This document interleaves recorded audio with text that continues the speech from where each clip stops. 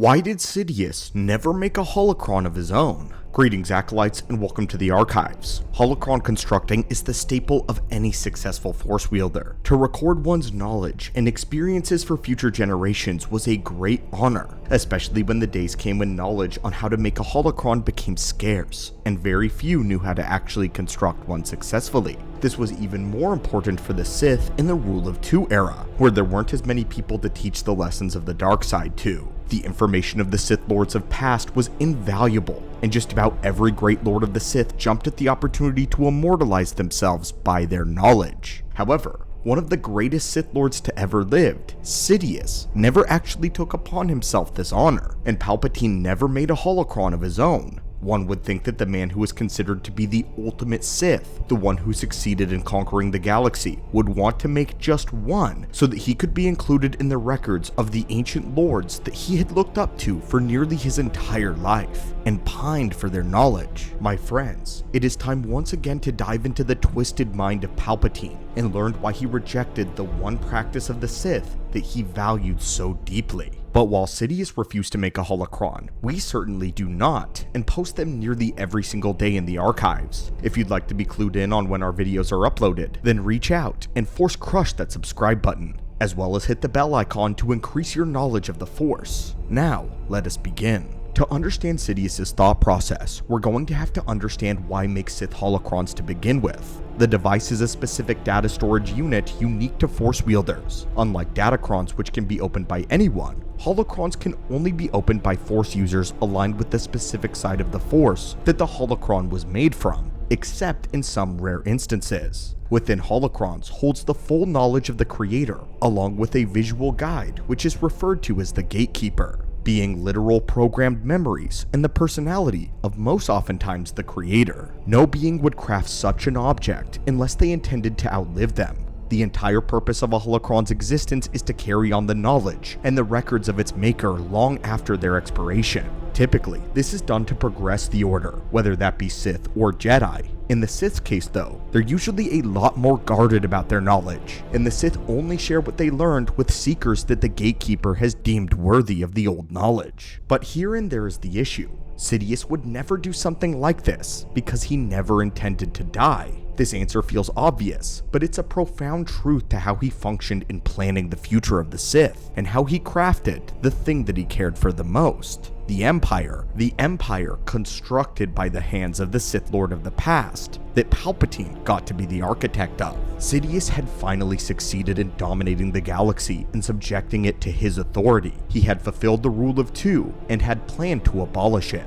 His next plan was to live an immortal life, constantly using essence transfer to move his spirit from one body to the next, much like Vitiate did in Legends. We learn that Sidious has hundreds upon hundreds of clone bodies, hidden away on the secret world of Biss. His power had grown so great that it was rapidly deteriorating every single clone body that he possessed, however, so Palpatine had to keep a surplus of backup bodies ready, until he put it into a stronger body that could sustain his mighty power. Sidious planned on endlessly passing himself between clones. In this way, he would replicate the immortal God King Endedu, who had lived in this very same manner for thousands of years. The Sith Rule of Two dictated that Sidious would need to be succeeded in order to keep the Sith Order strong, but Palpatine believed that he was the ultimate successor, not just to the Rule of Two, but to the Sith. He believed himself to potentially be the Sithari, or the Chosen One. Because of this, he would move forward to instate a new rule of his own design,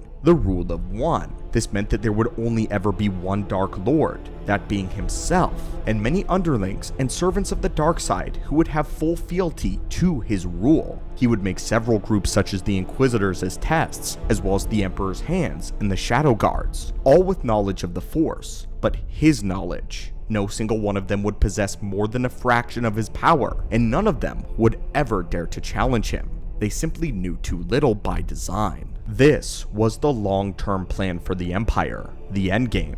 It's interesting though that there's a lot more layers to it. While Sidious never planned on making a holocron, he did actually record his knowledge in two separate places. The first was his self-authored book, which he called the Dark Side Compendium. His reason for this is actually stated in the introduction of that very book, when Sidious wrote this: Because I have no intention of dying, I do not feel any compulsion to create some work of art to survive me. However, I am not so selfish that I am unwilling to share my various thoughts and experiences regarding the dark side. As a side note here, I absolutely love that Palpatine refers to ancient Sith knowledge, or Sith knowledge in general, as art. It's extremely fitting for his character. Unfortunately, outside of the lore, we actually only have 3 excerpts from the 3 main books that make up Darth Sidious's compendium, but their titles go as follows: The Book of Anger, The Weakness of Inferiors, and The Creation of Monsters. If you would like us to do a full breakdown on everything we know of these books, please request it below and we'll have a look.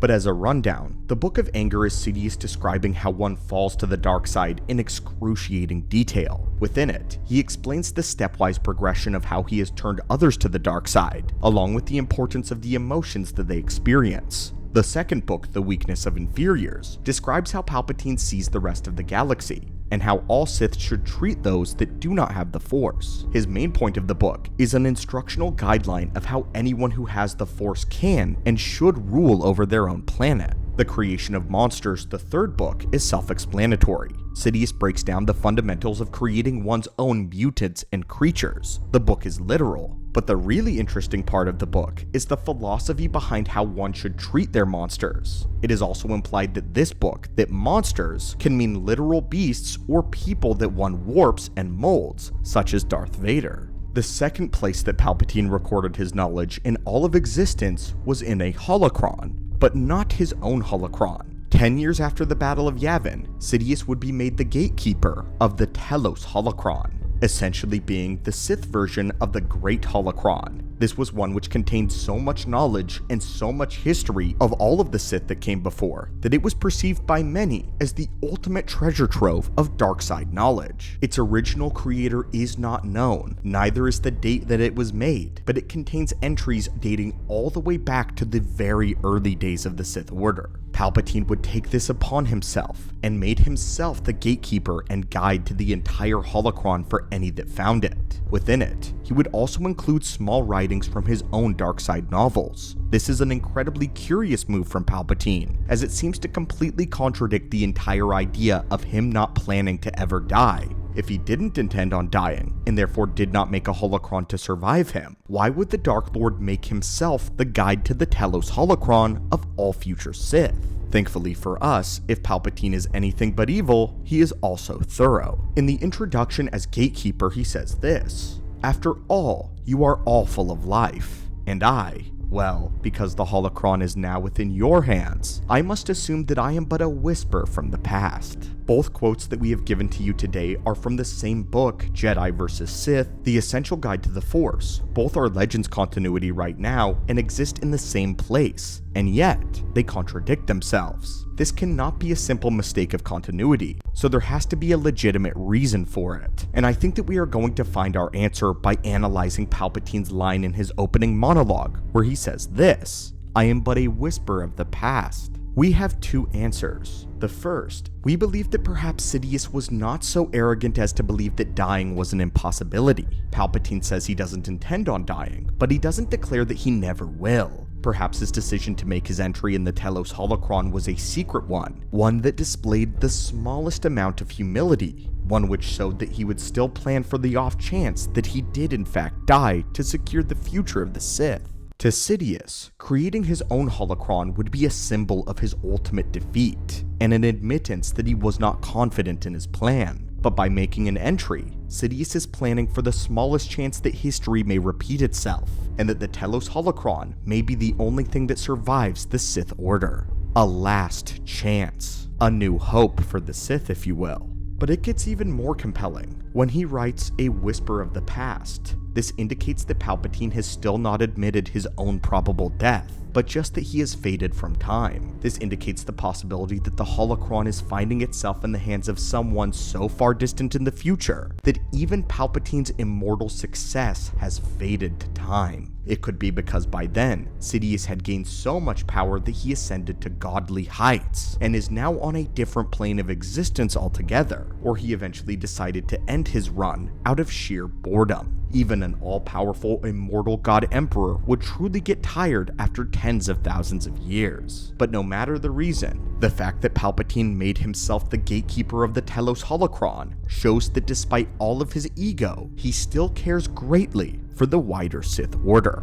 It's likely the only thing he really cares about, beyond his own power of course. And yet, he refuses to make his own holocron, as this would mean he was anticipating his own defeat, making it as a worst case scenario or a failsafe to keep the Sith alive. But anyway friends, this is why Sidious never made his own holocron, and what he did instead. We love looking into the mind of Palpatine, as he is just completely different from everyone else, and he has a very different way of looking at things. We definitely hope you guys enjoyed this as much as we did, and if you would like to see more videos about holocrons or Darth Sidious's life choices, be sure to let us know below. Also, share your thoughts on this too. Do you think Sidious should have sucked it up and made a holocron anyway, or do you think what he left behind was more than substantial? Thank you as always my friends for watching the channel, and again, may the Force be with you.